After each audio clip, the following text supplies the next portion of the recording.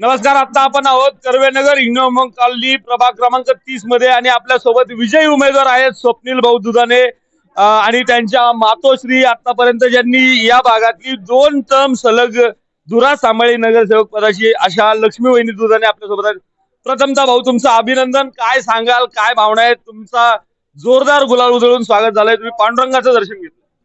नाही बघा, मोठ्या आवाज हे लक्षात घ्या की पांडुरंगाचा आशीर्वाद आम्ही कायम घेत आलो आणि कायम त्या पांडुरंगाच्या आशीर्वादाने सत्याची कास धरली आम्ही आणि कायम चांगली कामं केली. त्यामुळे पहिला आशीर्वाद विठुरायाचा. त्यामुळे हा विजय माझ्या पांडुरंगालाही अर्पण आहे, माझ्या प्रभागातल्या नागरिकांनाही अर्पण आहे, माझ्या आईलाही अर्पण आहे, माझ्या भावालाही अर्पण आहे, माझ्या सगळ्या तमाम बहिणींना, प्रभागातल्या तमाम माझ्या सगळ्या नागरिकांना समर्पित आहे.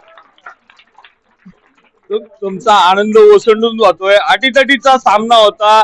याच्यासाठी काय काय परिश्रम करावे लागले आणि कसं तुम्ही याच्याकडे एक लक्षात घ्या, लक्ष्मीताई दुधाणे असतील, स्वप्नील दुधाणे असतील, आम्ही कधीही टीका कोणावर केली नाही. आमच्या संपूर्ण 14 वर्षाच्या जीवनामध्ये टीका आम्ही कधी केली नाही. पण आज विठुरायाच्या दारात आहे, काही गोष्टी बोलाव्या लागतील, त्या जनतेपर्यंत गेल्या पाहिजेत. हा विजय जनतेने केला, ही निवडणूक जनतेने हातात घेतली. कारण समोरच्या लोकांनी गेल्या 15 दिवसांमध्ये इतके पैसे वाटले, इतक्या वस्तू वाटल्या, त्यातल्या त्यात इतक्या लोकांना दडपशाही केली, इतके फोन करून दमदाटी करणं, गुंडागर्दी करणं, म्हणजे इतकं केलं. पण मी सांगितलं होतं की काय त्यांना करायचं ते करू द्या. जनतेने एकदा ठरवलं ना तर जनता करून दाखवती.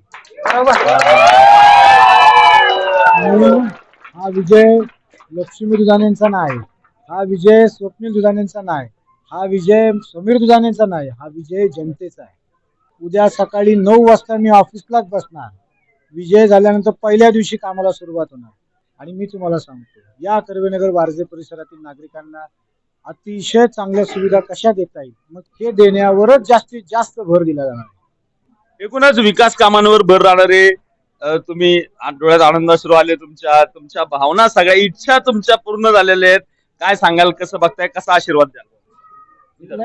नमस्कार. जसं स्वप्नीलने सांगितलं, या जनतेनेच ठरवलं की लक्ष्मी वहिनींच्या पाठीमागे स्वप्नील होता म्हणून आपल्या प्रभागाचा एवढा मोठा विकास झाला.